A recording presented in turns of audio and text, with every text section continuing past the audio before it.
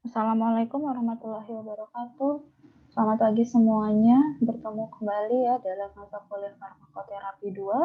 Semoga semuanya selalu dalam keadaan sehat walafiat. Oke, jadi pagi ini kita akan melanjutkan pembahasan terkait dengan penyakit yang terjadi pada sistem kardiovaskular.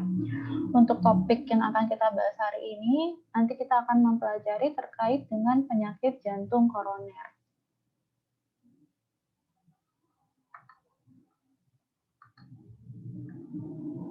Nah, jadi penyakit jantung koroner ya, atau yang biasa disebut atau disingkat dengan BJK ini merupakan suatu gangguan pada arteri koroner karena adanya sumbatan pada pembuluh darah yang di arteri koronernya tentu saja. Nah, PJK ini dia sering juga disebut sebagai coronary artery disease atau CAD, atau ini juga sering dinamakan dengan ischemic heart disease atau IHD. Kalau kita lihat ya bahwa koroner, jadi arteri koroner itu merupakan arteri yang mensuplai oksigen ke jantung. Sehingga kalau seandainya arteri koronernya ini bermasalah, maka tentu saja supply oksigen ke jantungnya juga akan bermasalah. Oke, kemudian mungkin nanti dalam kuliah ini kita akan banyak menyebut PJK ini dengan IHD. Nah, etiologinya seperti apa? Jadi memang terjadinya IHD ini karena berkurangnya ya atau insufisiensi daripada pasokan O2 di jantung karena tadi adanya sumbatan atau menyempitnya arteri. Nah, penyempitan arteri ini sendiri, dia penyebab utamanya ini adalah pembentukan plak. Mungkin kalau kalian pernah belajar ya atau minggu kemarin ya sama Bu Laksmi gitu sudah diterangkan bahwa proses terbentuknya arteriosklerosis itu seperti apa. Nah, salah satunya karena adanya plak atau tumpukan lipid di dinding arteri koroner ini, dia yang menyebabkan adanya hambatan gitu pada aliran darah yang ke jantungnya. Nah, kemudian selain itu juga ini terjadi karena ketidakseimbangan antara demand gitu. Jadi kebutuhan oksigen dengan supply-nya akibat adanya sumbatan ini dia nggak seimbang. Padahal ketika jantung ini harus berdetak gitu, kemudian harus memompakan darah ataupun untuk menjaga ketegangan daripada dinding intramiokard ini dia membutuhkan suplai oksigen. Nah, ketika suplainya ini tidak memenuhi, maka tentu saja kerja jantung juga akan terganggu. Nah, terutamanya juga kalau ternyata nanti ya kontraktilitasnya ini meningkat, kemudian heart rate-nya meningkat, dan juga ketegangan dinding jantungnya ini juga meningkat, maka ini bisa meningkatkan adanya demand daripada si oksigen.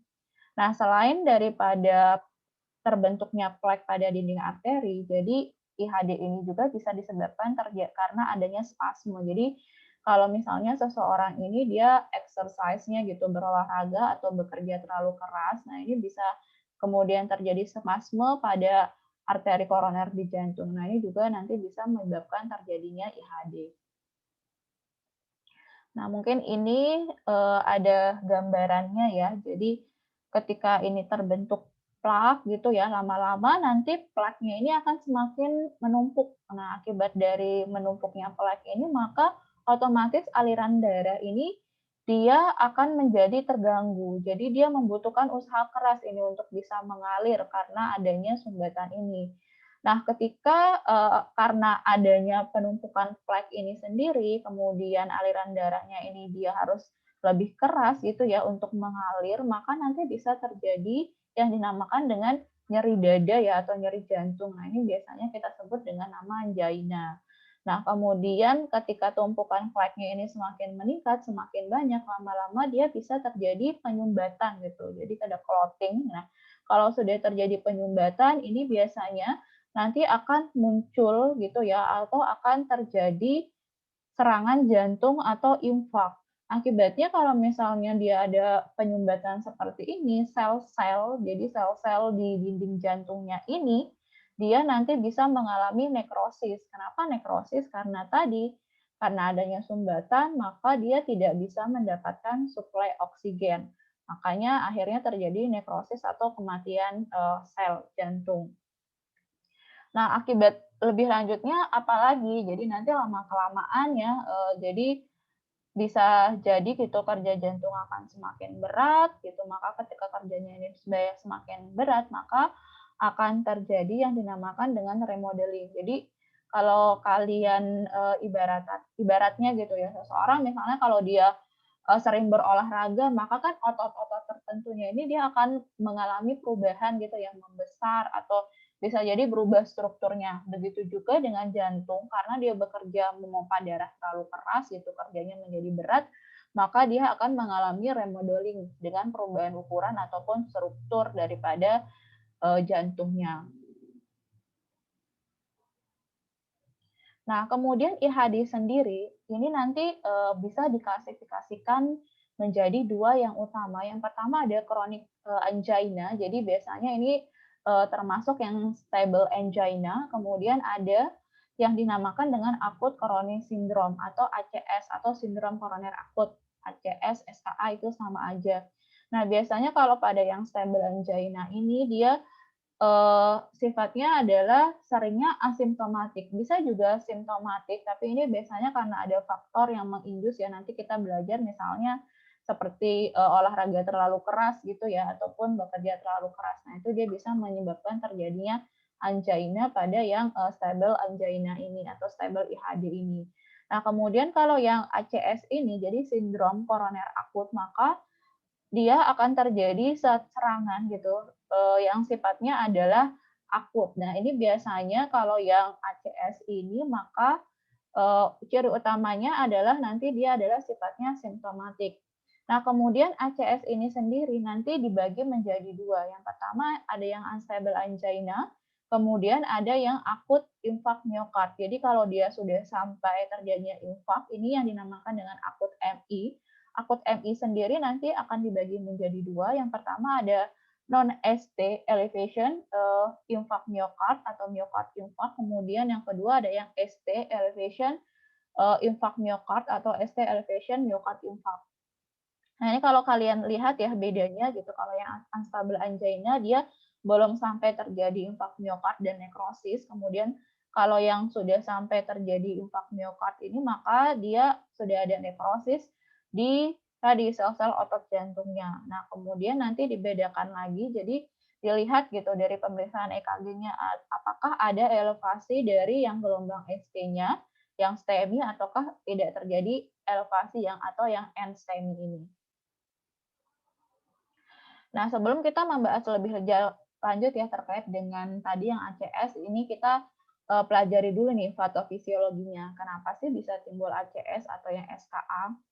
Jadi plak ateroma pada ACS itu dia sifatnya itu labil atau gampang terjadinya ruptur, pecah atau terkikis ya. Terutama kalau misalnya ketika dia tekanan darahnya itu tinggi, maka kan otomatis dia ibaratnya itu semakin menekan daripada si plak tadi. Nah, itu nanti plaknya itu bisa ruptur, pecah atau terkikis. Nah, ketika dia ruptur, pecah, terkikis ini kan otomatis ada bagian yang terekspos.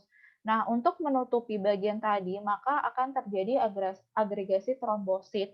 Kemudian dia nanti akan mengaktifasi jalur koagulasi.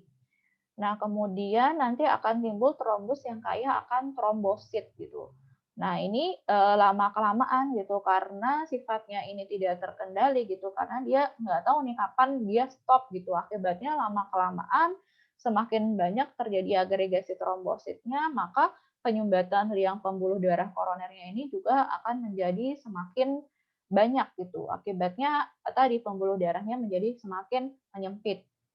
Nah, setelah itu akan terjadi pelepasan daripada zat vasoaktif yang menyebabkan terjadinya vasokonstriksi ya, dan akhirnya tadi mengakibatkan terjadinya iskemi. Jadi iskemi ini bisa karena vasokonstriksinya sendiri, bisa juga karena memang sudah ada penyempitan gitu pada pembuluh arteri koroner.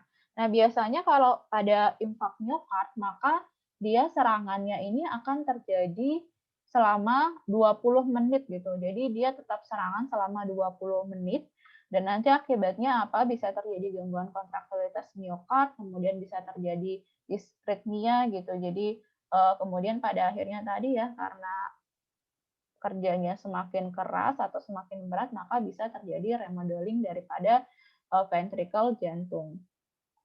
Nah, kemudian faktor resikonya sendiri apa? Jadi hipertensi tadi karena tekanan darahnya tinggi, maka dia lebih gampang menyebabkan terjadinya ruptur pada plak tadi yang plak lipid, plak ateromanya. Kemudian ada umur gitu ya, faktor resiko gitu. Semakin tua umur seorang, maka resiko terjadinya infark miokard juga akan meningkat.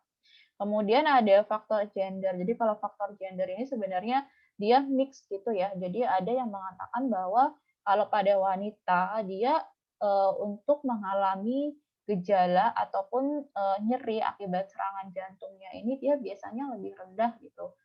Ada kemungkinan gitu karena konon katanya perempuan dia lebih ini ya lebih tahan gitu terhadap rasa nyeri. Tapi ada juga yang mengatakan bahwa kalau misalnya perempuan ini dia sudah menderita SKA ya, terutama yang IMA, maka mortalitasnya ini dia akan meningkat dibandingkan dengan gender yang pria gitu. Tapi ada juga yang mengatakan bahwa faktor resiko terjadinya IMA pada laki-laki ini dia lebih tinggi gitu, karena kecenderungan misalnya laki-laki ini dia lebih banyak yang merokok gitu. Jadi memang faktor gender sendiri ini banyak yang mempengaruhi gitu.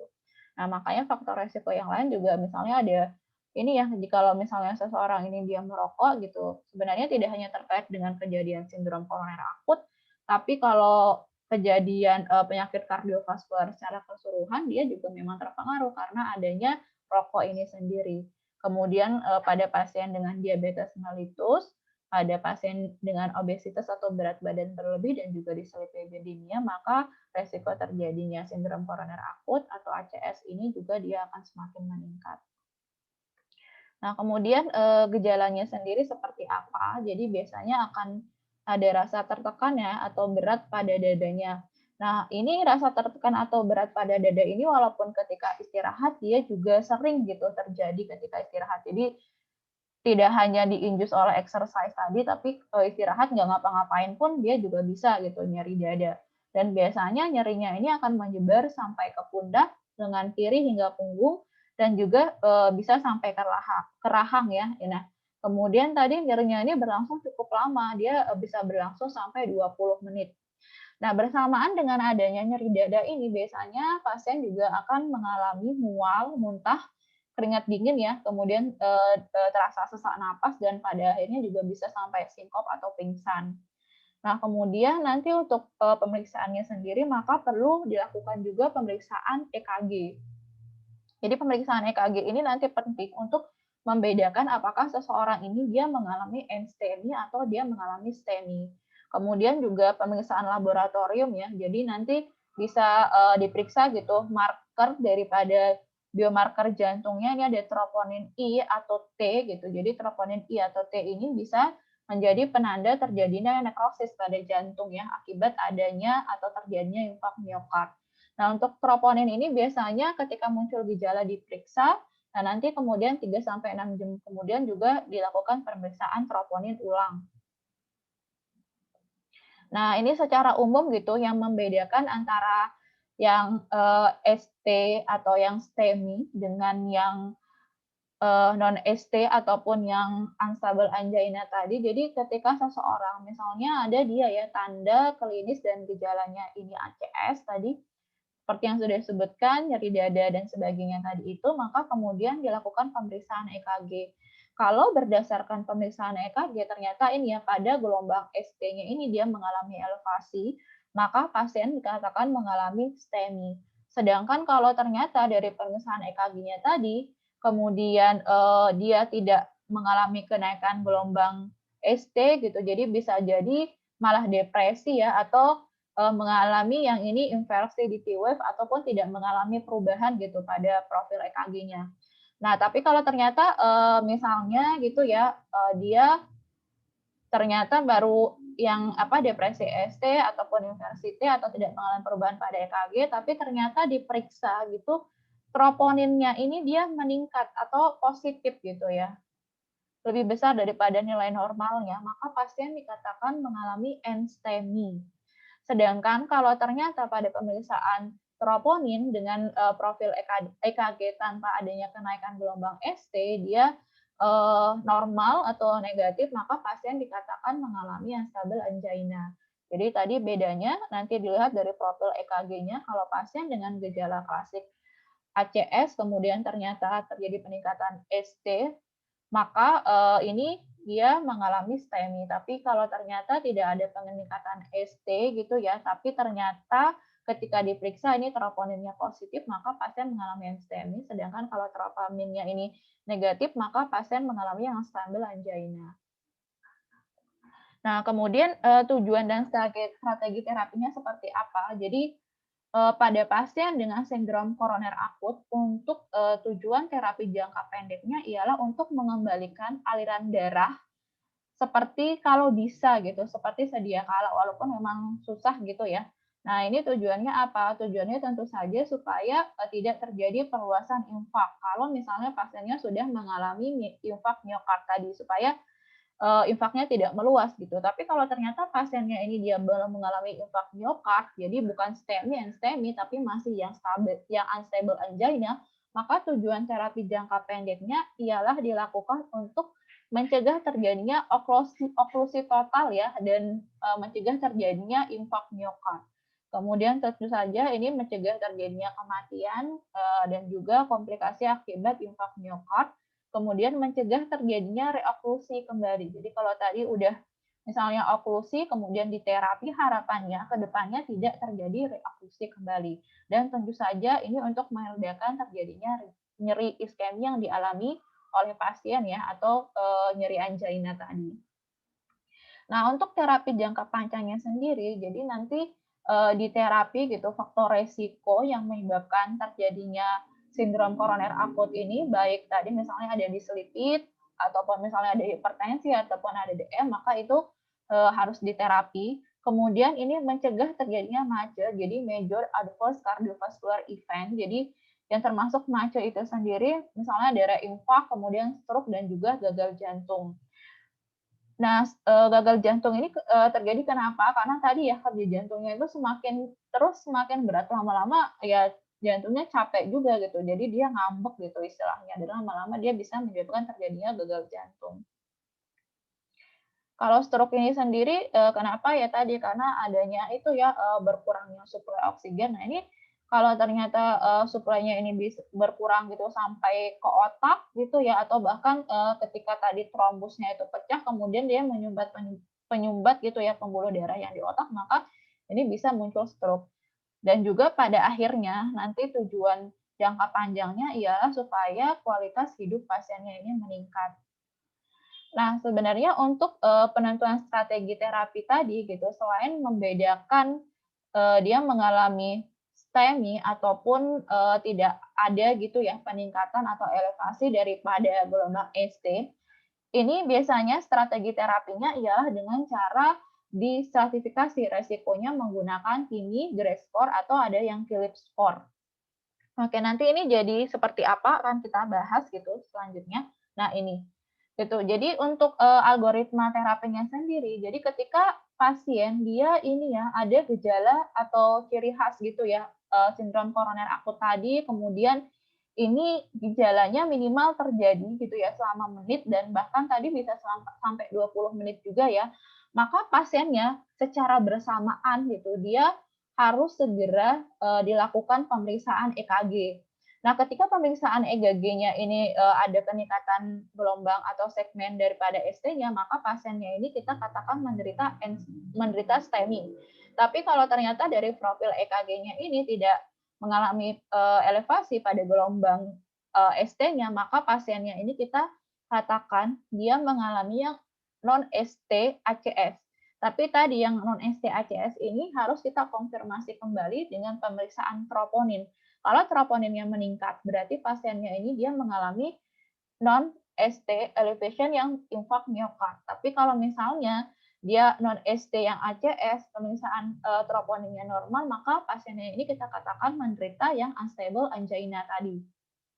Nah, dalam waktu bersamaan ketika dilakukan ini ya pemeriksaan EKG, kemudian diperiksa gitu ya troponinnya, nah maka pasiennya ini kita berikan terapi akut supportive care. Jadi terapi akut supportive care ini dia, meliputi terapi apa aja. Jadi biasanya itu ada singkatan dinamakan dengan MONA gitu. Jadi, morfin, aspirin, nitrogliserin, dan oksigen. Nah, untuk morfin ini sendiri itu tapi biasanya tidak selalu diberikan gitu. Nanti diberikannya kalau memang, nyeri pasiennya ini dia tidak bisa teratasi dengan pemberian yang nitrogliserin. Nah, kemudian ini bisa diberikan aspirin dan juga misalnya kalau saturasi oksigennya ternyata kurang dari 90%, maka ini akan diberikan oksigen. Sedangkan kalau nitrogliserin ini sendiri ya, nanti dia diberikan gitu untuk menurunkan gejala daripada nyeri dada si pasien tadi. Nah, kemudian kalau ternyata ya pasiennya ini gitu, dia sudah pasti gitu dia diagnosis dengan STEMI, maka nanti bisa kita pilihkan apakah dia mau diberikan terapi reperfusi berupa fibrinolysis atau pemberian yang primary PCI, atau nanti, singkatannya adalah IKP ya. Kalau bahasa Inggrisnya ini PCI, tapi kalau bahasa Indonesianya adalah IKP, nanti kita bahas satu per satu. Nah, kemudian kalau ternyata pasiennya ini tadi dia yang ini ya, yang non-STACS, kemudian, dari stratifikasi resiko ternyata pasiennya ini dia masuknya intermediate atau high risk gitu. Maka ini pasiennya bisa kita berikan yang terapi invasif. Terapi invasif ini salah satunya adalah dengan pemberian PCI. Tapi kalau ternyata pasiennya ini berdasarkan stratifikasi resiko tadi dia masuknya pada yang low risk NSTACS, maka yang kita berikan adalah terapi iskemi. Nanti untuk terapi iskeminya ini akan kita bahas satu-satu juga di belakang gitu ya. Jadi terapinya ini kita bisa kasih yang P2Y12 inhibitor, contohnya adalah golongan yang clopidogrel, 3-grelol, yang cangrelol, atau bisa juga ini nama lainnya adalah yang ADP inhibitor ya, adenosine diphosphate inhibitor, itu sama aja. Kemudian nanti ada juga yang namanya dengan GP2B atau 3A inhibitor. Nah, nanti juga bisa kita berikan terapi antikoagulan. Nah, ini terapi penunjang untuk PCI-nya ataupun untuk pada pasien yang kita berikan manajemen iskemi gitu. Oke, ini kita lanjut dulu, kita bahas gitu. Jadi tadi ketika pasien dia mengalami gejala khas daripada yang sindrom koroner akut, maka pasiennya ini harus diberikan terapi gawat darurat segera ya, atau tadi ya terapi supportive care yang segera gitu. Yang tadi kita singkat dengan yang namanya MONA, morfin, oksigen, nitrogliserin, dan juga aspirin. Nah, tapi untuk pemberiannya seperti apa? Jadi pada pasien gitu, ketika dilakukan pemeriksaan saturasi oksigen, ternyata saturasi oksigennya ini kurang dari 90%, maka pasien ini kita rekomendasikan untuk pemberian saturasi oksigen hingga nanti saturasi oksigennya ini mencapai 90%. Kemudian aspirin ini juga harus segera diberikan ya pada pasien yang mengalami gejala SKA sebagai terapi gawat darurat atau terapi inisial terapinya diberikan dengan dosis 160 sampai 320 mg. Jadi sekali masuk gitu, lebih baik gitu ya kalau dipilihkan adalah aspirin yang bisa dikunyah gitu. Jadi bukan ditelan supaya kerjanya lebih cepat. Nah, kemudian ini jadi selain itu kita berikan juga yang penghambat reseptor adenospin difosfat ya, atau ADP, contohnya adalah 3-grelol dan juga clopidogrel. Tapi harus diperhatikan gitu. Kalau misalnya pasiennya ini dia terbukti STEMI, kemudian kita mau memberikan terapi reperfusi gitu dengan pemberian agen fibrolitik, maka yang ADP yang bisa kita pilih adalah yang clopidogrel. Jadi pada pasien yang direncanakan untuk terapi reperfusi menggunakan agen fibrolitik, maka pilihan terapinya adalah clopidogrel. Tapi kalau ternyata pasiennya ini tidak kita berikan terapi fibrolitik, tapi kita pilih untuk memberikan IKP atau PCI primer, maka ini bisa kita berikan juga yang ticagrelor. Nah, tapi kalau dia fibrolitik jangan memberikan ticagrelor ya, karena dia biasanya resiko pendarahannya ini dia lebih tinggi gitu kalau kita kasih yang ticagrelor. Nah, kemudian kalau pasiennya enggak kalau ya, tapi kalau pasiennya pada SKA kan dia biasanya ada nyeri dada ya, maka ini harus segera diberikan nitrogliserin. Jadi nitrogliserin ini nanti diberikannya melalui sublingual gitu. Itu kita kasih pertama dulu. Kalau ternyata pertamanya ini dia kok nggak membaik, itu bisa diulang setiap 5 menit sampai maksimal pemberian daripada nitrogliserinnya adalah 3 kali. Tapi kalau ternyata nanti dengan maksimal 3 kali pun ternyata gitu ya, dia tidak bisa responsif, ini dia nggak responsif gitu, maka pemberian nitrogliserin intravena bisa kita pertimbangkan. Tapi kalau ternyata pemberian nitrogliserin kok tetap gitu, dia pasiennya masih nyeri dada, maka ini kita bisa berikan yang morfin sulfat. Kalau ternyata yang nitrogliserin tidak tersedia, maka penggantinya bisa kita berikan yang isosorbit dinitrat. Oke gitu, jadi pada intinya adalah ketika pasiennya dia mengalami gejala SKA, maka segera mungkin pasiennya ini harus kita berikan terapi untuk mengurangi gejala SKA-nya. Terapinya ini apa? Jadi kalau dia nyeri dada, maka kita berikan terapi nitrogliserin untuk mengurangi nyeri dadanya. Pemberian nitrogliserin sublingual dapat kita ulang sampai 3 kali dengan jarak 5 menit. Nah, kalau misalnya dia tidak responsif dengan pemberian nitrogliserin yang sublingual, maka bisa kita berikan nitrogliserin yang intravena. Tapi kalau misalnya tidak tersedia nitrogliserin, maka nitrogliserin ini bisa kita ganti dengan isosorbit dinitrat. Nah, kalau pemberian golongan nitrat ini tetap tidak bisa gitu ya mengurangi nyeri dada pasien, maka kita bisa memberikan morfin untuk mengurangi nyerinya. Nah, kemudian pasien yang mengalami tanda SKA juga harus segera diberikan aspirin 160 sampai 300 mg sebagai terapi antiplatelet. Nah, selain itu juga pasiennya ini kita pertimbangkan untuk pemberian daripada ADP.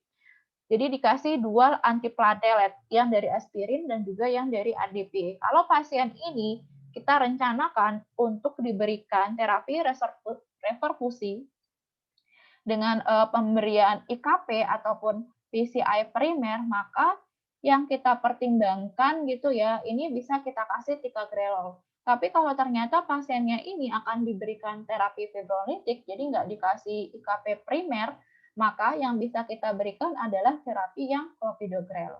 Kemudian kita lihat, kalau ternyata saturasi oksigen pasiennya kurang dari 90%, maka kita berikan terapi oksigen gitu.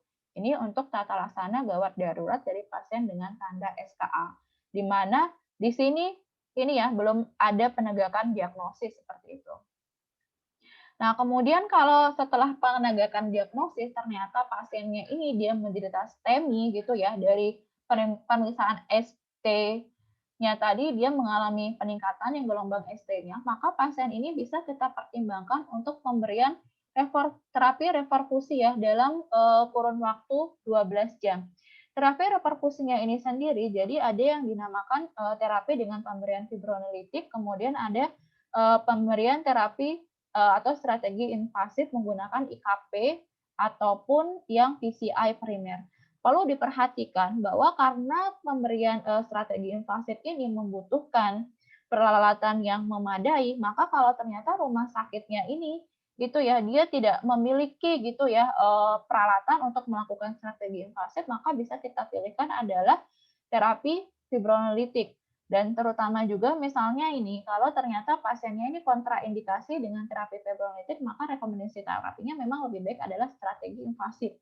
Tapi harus kita pilih lagi, tadi kita lihat gitu, memungkinkan nggak pasiennya ini dilakukan strategi invasif ya, walaupun strategi invasif ini memang lebih bagus daripada yang terapi fibronolitik. Nah, ini kemudian untuk pemberian terapi reperfusinya gitu ya, kalau pasiennya ada STEMI, jadi fibrolitik ini bisa diberikan dalam 12 jam serangan. Contoh fibrolitik ini apa? Ada tenecteplase gitu, altaplase, dan reteplase. Nah, ketika diberikan terapi fibrolitik, maka selanjutnya diberikan terapi antikoagulan. Terapi antikoagulan ini bisa diberikan dalam jangka waktu sampai 5 hari gitu. Atau kalau ternyata pasiennya ini direncanakan akan dilakukan yang revaskularisasi. Jadi misalnya mau dikasih PCI, tapi PCI sebagai PCI rescue gitu namanya. Maka ini nanti pemberian antikoagulan ini dapat diberikan sampai dilakukan revaskularisasi. Tapi kalau enggak, berarti nanti pemberian antikoagulan ini bisa diberikan sampai jangka waktu 5 hari. Contoh antikoagulan ini apa? Jadi nanti ada enoxaparin, kemudian ada UFH dan Fondavarinux. Kalau pasiennya ternyata ya direncanakan gitu mau dikasih revaskularisasi ini dengan pemberian IKP atau intervensi koroner perkutan primer atau PCI, percutaneous continuous intervention. Jadi bahasa Inggrisnya PCI tapi bahasa Indonesianya IKP gitu. Kalau ternyata pasiennya ini dia direncanakan mau diberikan ini ya yang PCI, maka sebaiknya jangan diberikan yang terapi yang Fondavarinux ini sebagai antikoagulannya. Nah, kemudian kalau ini ya, kalau tadi fasilitasnya masih memadai gitu untuk dilakukan IKP dan juga bisa dilakukan gitu ya dalam jangka waktu 2 jam serangan, maka ini bisa kita pertimbangkan untuk pemberian yang IKP. Jadi nanti bisa dengan pemberian stenting ataupun angioplasti balon. Jadi IKP itu seperti apa? Jadi kayak dimasukkan ya suatu wire gitu ya ke dalam pembuluh arteri koroner. Nah, kemudian dari wire tadi itu akan ada stand-nya gitu. Nanti stand ataupun angioplasti balon ini dia fungsinya ialah kayak semacam membuka gitu pembuluh darah arteri koroner sehingga tadi adanya sumbatan-sumbatan tadi itu maka dia akan teratasi dengan pemasangan stent ataupun yang angioplasti balon ini sendiri. Nah, ini tadi ya ketika dilakukan misalnya pemberian antikoagulan gitu dalam IKP, ini maka bisa kita pertimbangkan ini enoxaparin ataupun yang UFH gitu. Selain itu juga sebelum dilakukan IKP, maka perlu diberikan dual antiplatelet. Ini bisa dengan aspirin 160 sampai 300 mg ditambah dengan ticagrelor ataupun yang clopidogrel. Ini dengan loading dose 600 mg dilanjut dengan 75 mg per hari.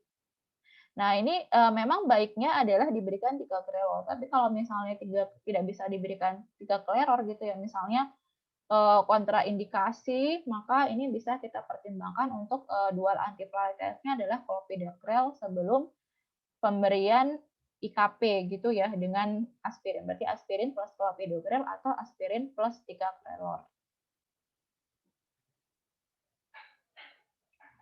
Nah, ini untuk terapi yang fibronolitik sendiri jadi pasien ini dia nggak boleh sama sekali kita berikan terapi fibronolitik kalau dia ada kondisi sebagai berikut. Di antaranya ada stroke, hemoragi, kemudian dia ada stroke iskemik dalam 6 bulan terakhir, kemudian ada kerusakan sistem saraf ya, ataupun trauma, pendarahan ya, ataupun penyakit pendarahan atau diseksi aorta. Kenapa? Karena untuk terapi fibronolitik ini resiko terjadinya efek samping pendarahan itu memang dia cukup tinggi gitu ya dibandingkan dengan IKP.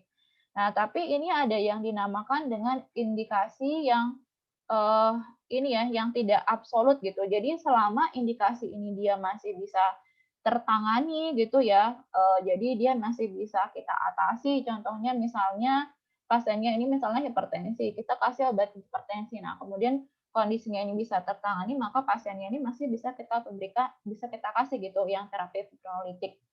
Jadi misalnya TIA, kemudian yang antikoagulan oral gitu ya, kemudian kehamilan dan sebagainya gitu. Kalau ternyata gitu kondisi ini masih bisa kita atasi, maka bisa kita berikan yang fibronolitik. Nah, tapi kalau yang kontra absolut ini gitu, jadi kalau ada kondisi ini gitu sama sekali dia nggak boleh gitu kita kasih yang fibronolitik. Maka pilihannya mau nggak mau kita harus kasih yang IKP atau yang PCI tadi. Nah, gimana kalau pasiennya gitu ya tidak diindikasikan untuk diberikan terapi fibronolitik ataupun misalnya terapi PCI ya ataupun terapi reperfusi tadi. Jadi kan tadi kalau dari atas gitu ya, kalau kalian ingat gitu ya dari algoritma atas gitu pada pasien yang STEMI, jadi memang pilihan atau utamanya ialah sebagai strategi reperfusinya adalah dengan pemberian fibronolitik atau pemberian PCI atau IKP primer.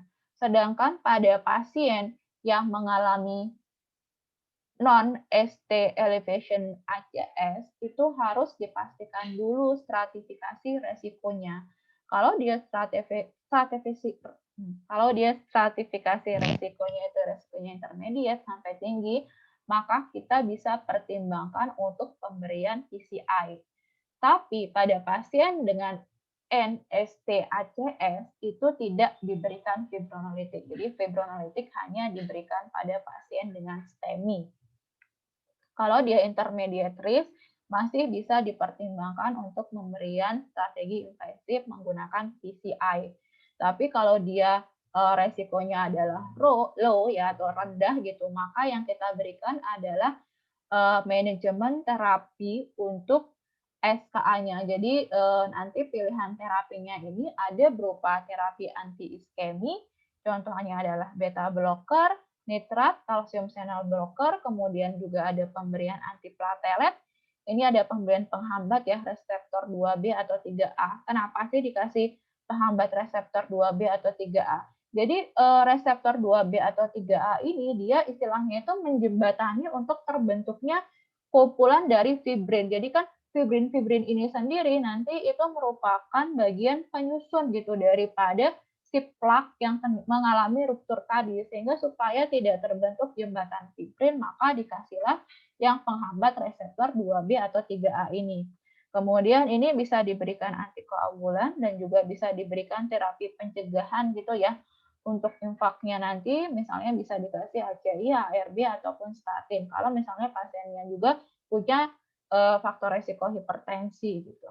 Bisa dikasih HCI atau ARB. Nah, kita bahas satu-satu. Yang pertama anti iskemi kita bahas mulai dari beta blocker ya. Nah, beta blocker ini sendiri gitu ya, terutama yang berefek pada reseptor beta 1, dia yang sifatnya kardioselektif ya, dia bisa menurunkan konsumsi oksigen dari miokard. Nah, terutama yang beta blocker ini bisa kita berikan pada pasien yang NSTEMI gitu. Kalau misalnya pasiennya ini dia mengalami takikardia atau dia bisa mengalami gejala hipertensi. Nah, di sini di tabelnya ini sendiri ada yang tabel pertama ada nama obatnya beta blocker, kemudian indikasinya ialah pada pasien gitu ya, yang dia ini ya ada gagal jantung dengan reduksi pada ejection fraction. Oke, ini kita nggak akan belajar lebih jauh gitu ya terkait dengan gagal jantung, tapi asal kalian tahu aja bahwa pada pasien gitu yang dengan penurunan ejeksi fraksi gitu ternyata dia juga ini ya ada NSTEMI, maka ini bisa kita pertimbangkan gitu ya untuk pemberian beta blocker selain gitu dia misalnya kalau ada takikardia ataupun hipertensi.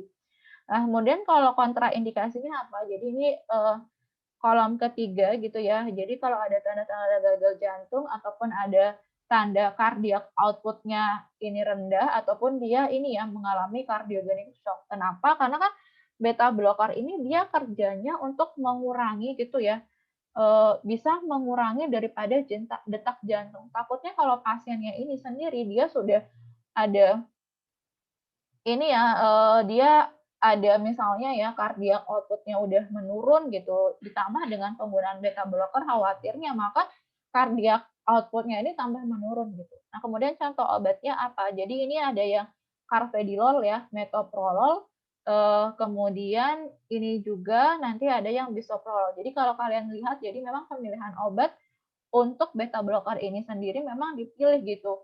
Obatnya ini yang selektif gitu, menghambat pada beta 1 atau memiliki fungsi menghambat ini ya reseptor beta 1. Kemudian efek samping yang perlu kita perhatikan apa? Jadi nanti bisa terjadi hipotensi, gagal jantung, bradikardia ataupun cardiogenic shock gitu. AV block juga ya. Dan ini ya pada yang sifatnya kalau misalnya beta blocker yang non selektif maka dia bisa menimbulkan terjadinya asma atau perburukan gitu ya pada pasien yang memiliki penyakit pada saluran pernapasan.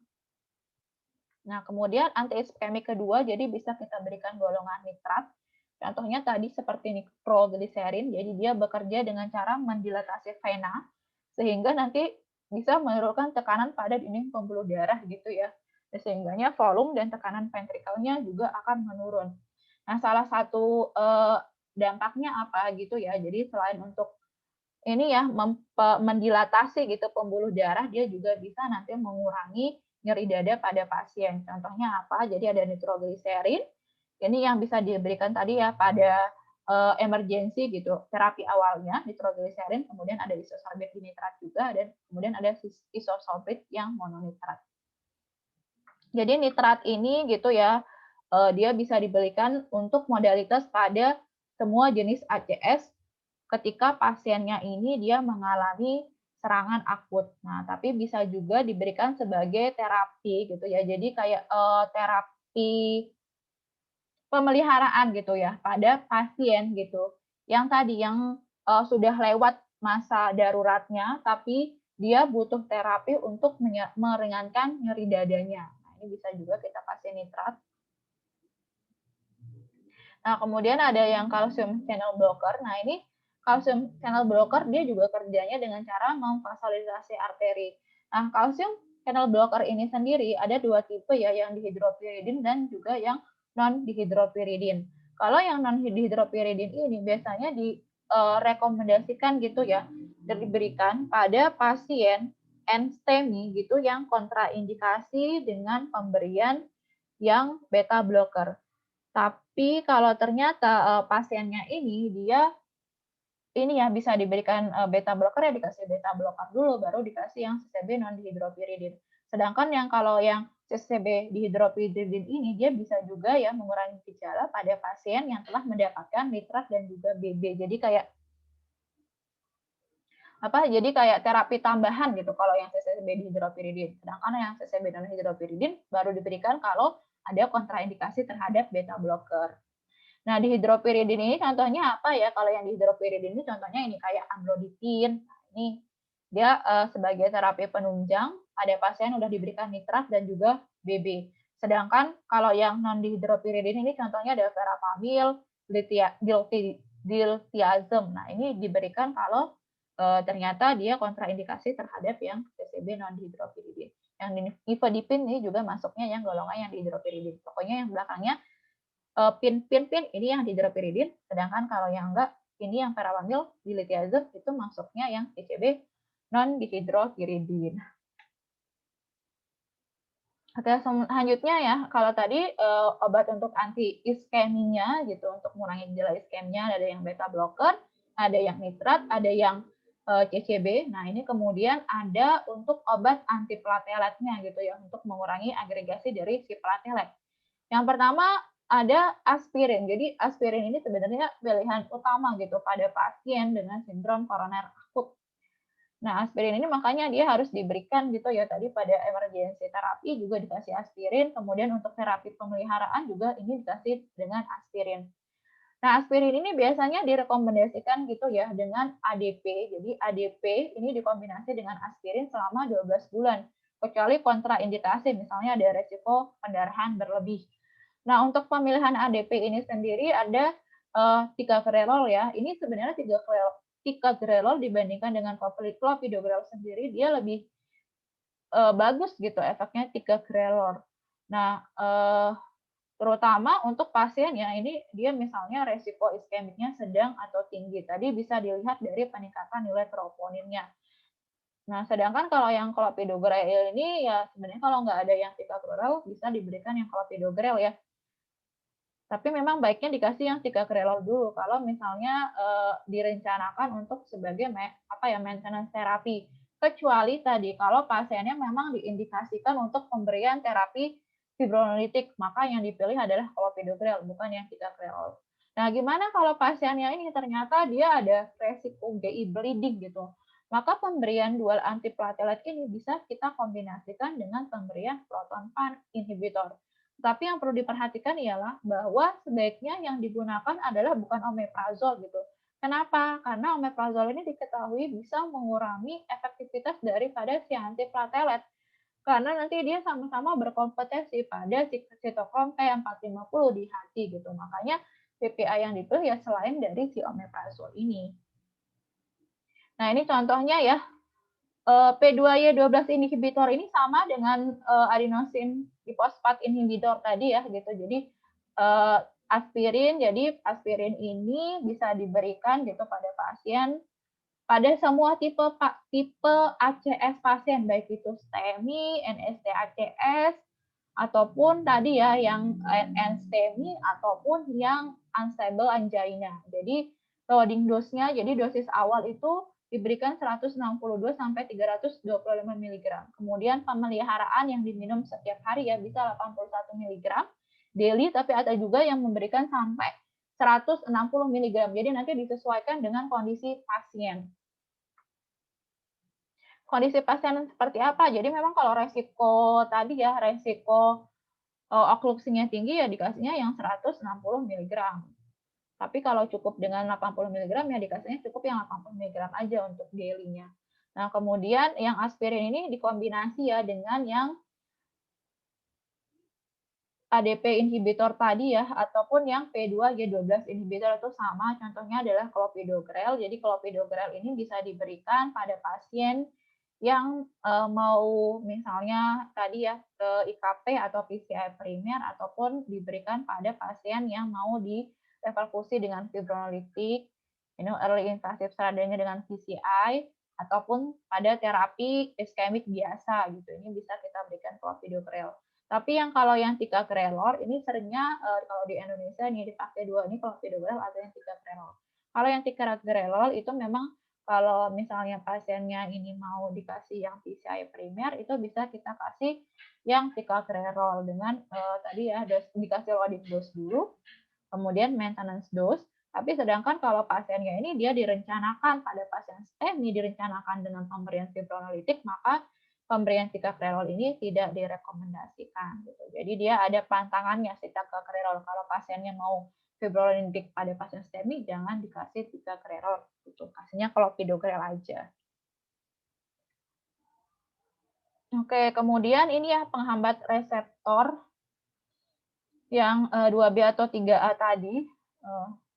Jadi ini dia diberikan ya pada pasien IKP yang telah mendapatkan dual antiplatelet terapi ya dengan resiko tinggi. Jadi misalnya tadi udah dikasih dual antiplatelet terapi kok pasiennya ini masih mengalami peningkatan troponin gitu. Ketika kemudian dilakukan pemeriksaan baik itu melalui angiografi ternyata trombusnya terlihat gitu ya, dan setelah dilakukan pemeriksaan ternyata faktor resiko pendarahannya rendah, maka ini kita kasih ini ya reseptor penghambat reseptor yang 2AB 3A inhibitor GP. Contohnya ada yang axizimab, ada yang FTVita, namanya susah nih, FTVibatis sama yang Girofiban gitu. Nah, tapi harus kalian lihat lagi ya, ini kalau yang yang GP2B3 inhibitor ini ketika pasiennya ini ada mau direperfusi gitu ya oleh fibronolitik, dia tidak direkomendasikan diberikan, termasuk sebagai terapi iskemi biasa juga ini tidak direkomendasikan pemberian yang GP2B atau yang 3A inhibitor. Tapi kalau misalnya pasiennya mau dikasih strategi invasif gitu ya, yang early invasif pada pasien NST-ACS ataupun pada pasien STEMI bisa dikasih yang ini, yang GP2B atau 3A inhibitor. Yang perlu diperhatikan juga ini ya terkait dengan pemberian obat ini gitu ya. Ini pada yang obat yang FTVibatis sama yang Tirofiban ini harus diperhatikan nih kalau pasiennya dia mengalami gagal ginjal, dilihatnya dari nilai kreatininsnya, di mana di sini dia dosisnya ya harus dikurangi sampai 50% ya kalau misalnya ternyata CRP-nya kurang dari 50 ml per menit. Nah, kemudian selanjutnya adalah pemberian antikoagulan. Jadi pemberian antikoagulan ini diberikan pada semua pasien yang mendapatkan terapi antiplatelet juga. Jadi tadi ya di awal gitu pada pasien yang STEMI, jadi pemberian antikoagulannya ini bisa diberikan gitu ketika pasiennya ini mau diberikan terapi, ketika pasiennya diberikan terapi fibronolitik, kemudian dilanjutkan dengan pemberian antikoagulan selama 5 hari atau sampai akan dilakukan devaskularisasi lagi menggunakan IKP. Tapi kalau ternyata pasiennya itu mau diberikan IKP, maka jangan diberikan yang fondaparinux. Maka dikasihnya bisa yang enoxaparin ataupun yang heparin gitu. Sebagai terapi kombinasi dengan yang fibronolitiknya tadi. Nah, kemudian tapi kalau pasiennya ya dia nggak dikasih IKP gitu ya, jadi dia misalnya tidak direncanakan untuk diberikan IKP primer, Kalau dari pilihan 3 terapi yang Fondaparin, Enoxaparin, sama Heparin, sebenarnya yang profil keamanannya itu lebih baik adalah yang Fondaparinux ya. Kenapa gitu ya? Karena memang dia profil diketahui gitu ya, profil pendarahannya lebih rendah kecuali pada pasien yang akan menggunakan PCI. Karena kalau pada pasien yang akan menggunakan PCI atau IKP, ternyata resiko untuk terjadinya pelepasan trombus ya, itu dia lebih tinggi nih kalau pakai yang Fondaparinux ini. Kemudian nanti yang perlu diperhatikan ialah pemeriksaan daripada INR pasien gitu. Jadi target INR-nya ini bukan lebih dari ya, tapi target INR-nya adalah 2 sampai 2,5. Jadi ketika tadi memang pemberian dual antiplatelet dan juga pemberian antikoagulan ini dia mengakibatkan resiko pendarahan yang tinggi. Jadi untuk melihat resiko pendarahannya tadi selain dilihat ya dari nilai platelet count-nya, ini juga bisa kita lihat dari gejala klinis munculnya pendarahan. Yang paling gampang itu ya dulu saya pernah dapat gitu ya pasien gitu. Jadi dia menggunakan waktu itu dia kasusnya menggunakan antikoagulan. Nah, ini ternyata dia mengalami gejala pendarahan. Itu bisa dilihat gitu ya dari misalnya ternyata ada pendarahan bisa sampai mengalami pendarahan pada mata gitu. Itu bisa terlihat gitu ya matanya itu kayak nggak sampai keluar darah gitu, tapi kalau kita amati gitu pada bola mata putihnya itu jadi kayak ada bercak-bercak darah atau bisa juga gampangnya gitu ya ketika pasien sikat gigi. Nah, itu biasanya kalau dia apa ya menggunakan antikoagulan dia jadi gampang gitu berdarah ketika sikat gigi. Nah, kemudian untuk pencegahan terjadinya infak sendiri, jadi ada terapi yang bisa diberikan gitu, tentu saja selain dari menterapi daripada penyebabnya, yaitu misalnya kalau pasiennya DM, hipertensi ya.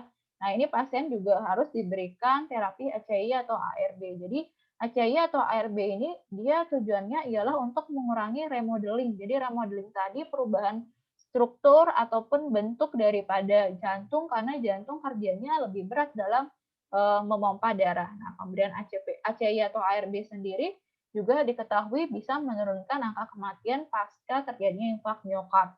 Nah, ARB sendiri bisa diberikan ya kalau pasiennya memang intoleran terhadap pemberian ACI. Sedangkan untuk terapi statin ini sendiri, jadi pada pasien dengan ACS itu memang direkomendasikan untuk pemberian statin derajat tinggi. Contohnya apa? Rosuvastatin atau valvastatin ya itu masuk yang statin yang sifatnya derajat tinggi. Nah, untuk target daripada LDL-nya sendiri kalau pasien ini memiliki resiko kardiovaskular memang direkomendasikan bahwa target penurunan LDL-nya adalah kurang dari 70 mg per desiliter. Kalau dia masih ini ya dengan faktor resiko rendah ini bisa 100 mg per desiliter. Tapi kalau pada pasien dengan ACS dia ini ya faktor masuk dalam faktor resiko tinggi sehingga statin ini harus diberikan gitu apapun kondisi daripada si LDL-nya gitu, apapun kondisinya hingga nanti tercapai target untuk mengontrol supaya targetnya ini adalah kurang dari 70 mg per desiliter. Mungkin ini recap-nya ya. Jadi ini adalah recap ini dulu. Ini adalah rekap daripada terapi pada pasien dengan NST yang ACS, jadi bukan yang STEMI ya. Ini kalau pasiennya nih dia mengalami NST ACS baik itu yang NST infak miokard ataupun yang stabil angina. Nah, ini maka dalam 24 jam sejak awalnya itu dia harus diberikan terapi yang aspirin.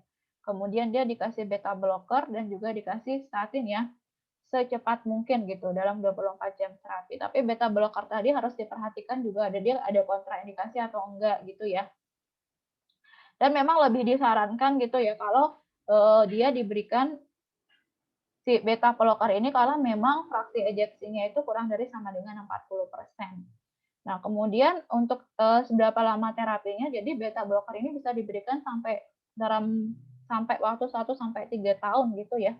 Sedangkan kalau yang pemberian si aspirin ini sendiri, ini nanti dia bisa diberikan ya 12 bulan follow up dulu ya, baru nanti dilihat gitu dia terapinya seperti apa. Tapi biasanya sih misalnya kalau dual platel terapi itu sampai 12 bulan, sambil nanti dievaluasi kembali. Nah, kemudian nanti, selain itu juga ini ya, tadi selain diberikan yang aspirin, ini juga harus dikombinasikan gitu, yang P2Y12 inhibitor atau yang, eee, penghambat ADP tadi. Nah, ini dual anti terapi gitu, kalau misalnya pasiennya ini ada hipertensi tadi ya, kemudian kalau dia juga ada LFEF-nya kurang dari sama dengan 40%, maka bisa kita pertimbangkan untuk pemberian ACI atau ARB. Kemudian yang nitrogliserinnya ini tetap kita resepkan kepada pasien, tapi tidak digunakan secara rutin gitu ya kalau yang sublingual, tapi nanti digunakan kalau misalnya pasien ini dia mengalami nyeri atau kekambuhan gitu. Oke, jadi ada juga yang mengatakan gitu ya, kalau pemberian nitrogliserin kalau yang sublingual itu bisa diberikan gitu ya ketika ada kekambuhan atau nyeri dada. Tapi yang nitrogliserin yang apa ya, yang diberikan secara ditelan, nah itu bisa kita berikan juga untuk mencegah terjadinya kekambuhan. Itu biasanya pada pasien dengan stable IHD. Nah, kemudian nanti kita follow up 1 bulan gitu. Kalau ternyata setelah pemberian statin ini kok pasiennya ini dari pemeriksaan lipidnya, target LDL-nya ini belum tercapai, maka bisa kita pertimbangkan gitu. Ini untuk penambahan terapi yang direkomendasikan adalah penambahan yang ezetimibe. Ingat ya, yang ezetimibe. Kalau ternyata statinnya ini dia belum bisa mencapai target LDL yang 70 mg per desiliter, maka kita kasih dual untuk terapi lipidnya yaitu statin dan ezetimibe. Nah, kemudian nanti pada 12 bulan follow up ini kita evaluasi gitu penggunaan yang di APT gitu. Nanti kalau dia masih memang ada resiko gitu, ini bisa kita lanjutkan. Tapi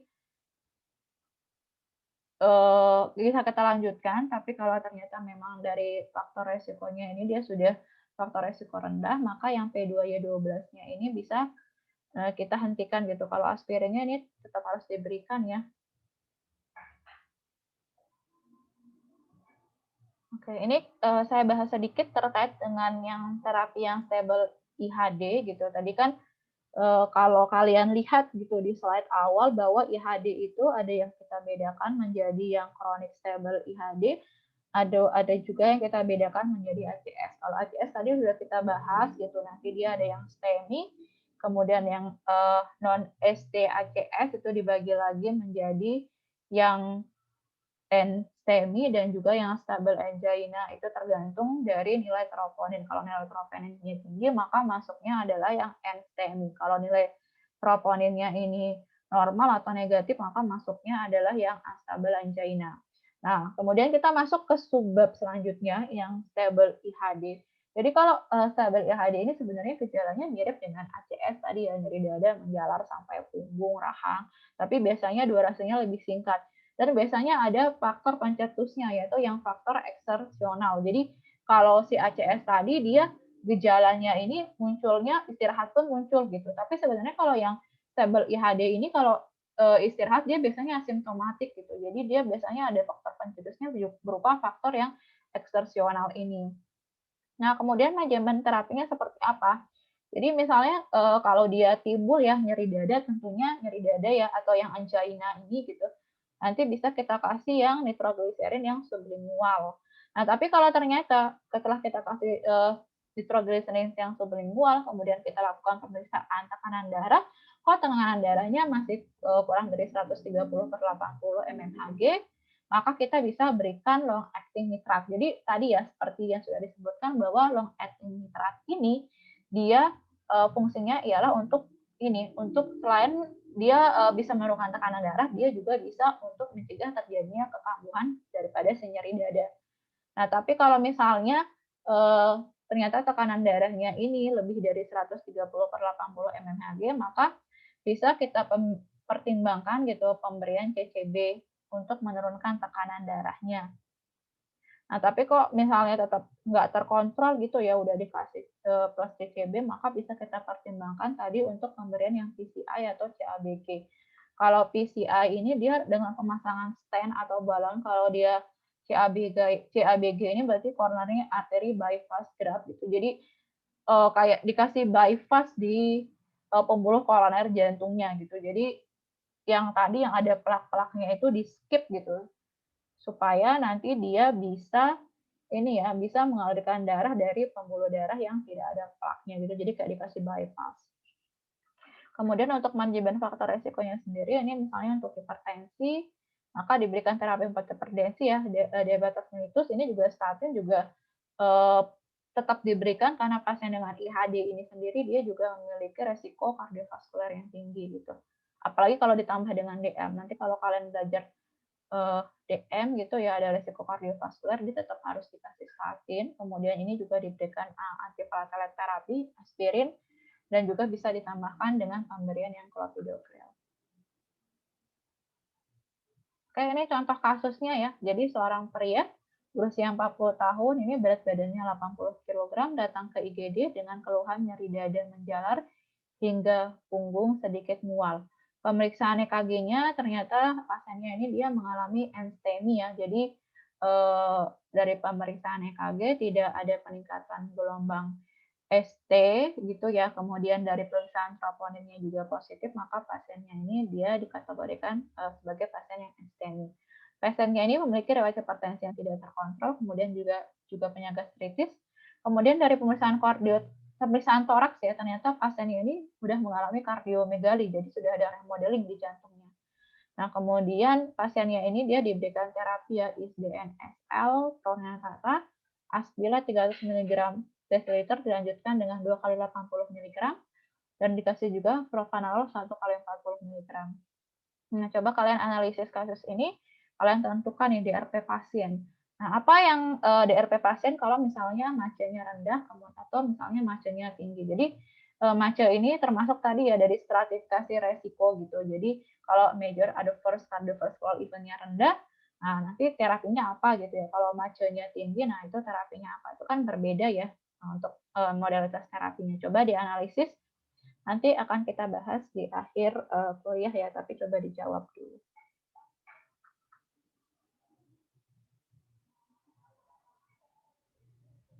Mungkin hanya ini ya yang bisa saya sampaikan.